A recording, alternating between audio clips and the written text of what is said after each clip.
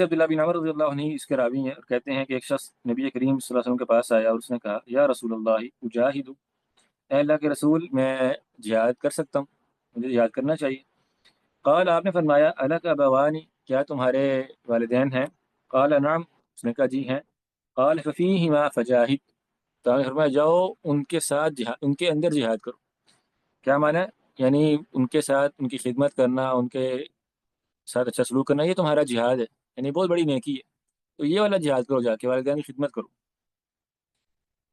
قال ابو داود کہتے ہیں ابو العباس هذا الشاعر اسمه السائب بن فروخ، یہ جو ابو العباس ہیں سند میں یہ شاعر ہے، ان کا نام کیا؟ سائب بن فروخ۔ تیسری حدیث کیا ہے؟ ابو سعید خدری رضی اللہ عنہ بیان فرماتے ہیں کہ ان رجلا هاجر الى رسول اللہ صلی اللہ علیہ وسلم من الیمن، ایک بندہ رسول اللہ صلی اللہ علیہ وسلم کے پاس آیا یمن سے ہجرت کر کے۔ فقال، آپ نے فرمایا هل لك احد بالیمن، کیا یمن میں آپ کا کوئی رشتہ دار، کوئی گھر بار پیچھے آپ چھوڑ کر آئے ہیں؟ قال ابوایا، اس نے کہا جی میرے والدین ہیں۔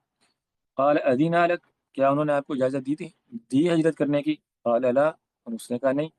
قال ارجع الیہما فاستأذنہما، واپس لوٹ جاؤ اور جا کے ان سے اجازت طلب کرو۔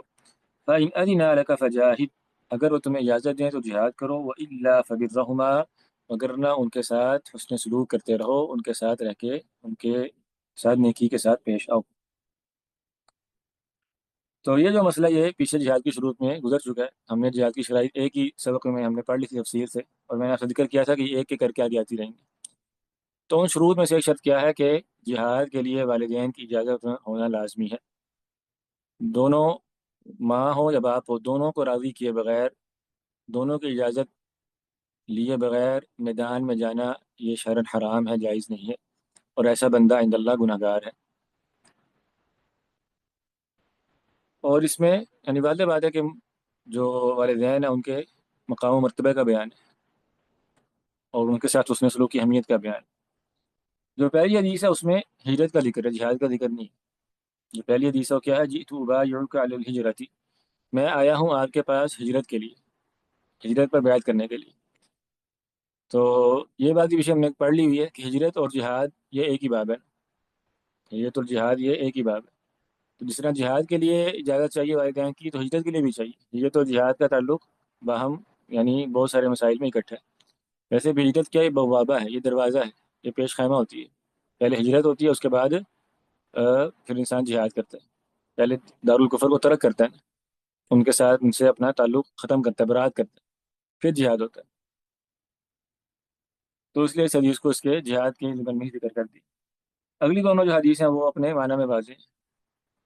جو تیسری حدیث ہے اس میں سند کے اعتبار سے ثابت نہیں ہے، اس میں جو دراج ابو السمح ہے راوی، یہ ضعیف ہے، لیکن بہرحال جو مفہوم ہے وہ بڑا واضح ہے، وہ پہلی دونوں حدیثوں میں بھی بیان ہو گئے کہ رسول اللہ صلی اللہ علیہ وسلم نے والدین کی اجازت کے بغیر جہاد کرنے کو درست قرار نہیں دیا، اور آپ نے کہا کہ پہلے ان کی اجازت لے کر آؤ۔ ہمارے ہاں یہ پچھلے کچھ عرصہ میں بہت بڑا مسئلہ رہا ہے، اشکال رہا ہے بہت بڑا، خاص طور پہ کشمیر کے جہاد کے ضمن میں۔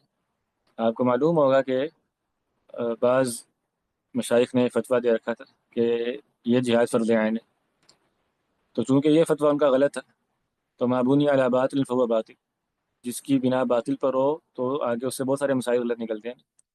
جب انہوں نے کشمیر کے محاذ کو فرض عین قرار دے دیا تو پھر ظاہر بات ہے کہ انہوں نے یہ فتویٰ بھی دیا کہ اب والدین کی اجازت نہیں چاہیے۔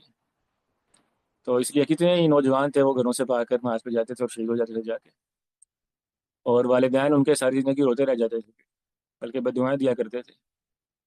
تو یہ بہت آپ کہہ لیں بڑا جرم ہے عند اللہ، اور یہ بہت آپ کہہ لیں غیر محتاط فتویٰ ہوتا ہے۔ اللہ تعالیٰ جو ہے ان لوگوں کو بھی معاف فرمائے جنہوں نے یہ فتویٰ دیے اور جنہوں نے ان کی ترویج کی، اللہ المستعان۔ کبار علماء جو تھے ہمیشہ سے وہ اس کے خلاف تھے۔ بہت سارے نوجوان وہ تعلیم و تعلم حاصل کرنے والے، مدارس میں پڑھنے والے، معاشرے کے لیے کارآمد، تو وہ بیچارے انہی فتووں کی وجہ سے کہ نہ آپ کو استاد کی اجازت کا جو ہے نا وہ اعتماد چاہیے، اور یہ مولوی تو پڑھتے پڑھاتے رہ جاتے ہیں، تو نہ آپ کو والدین کی اجازت چاہیے، تو ان کی ذہن سازی کر کے نوجوانوں کی انہیں کشمیر بھیج دیا، اور وہ محاذ پہ جا کے وہاں پر شہید ہو گئے رحمہ اللہ تعالیٰ۔ تو اللہ تعالیٰ ان کے سچے جذبوں کی قدر فرمائے، اور ان کی شہادتیں اگر اخلاص پر مبنی تھی تو ان کو قبول فرمائے۔ لیکن یہ فعل درست نہیں تھا، نہ یہ فتویٰ درست تھا۔ اللہ المستعان۔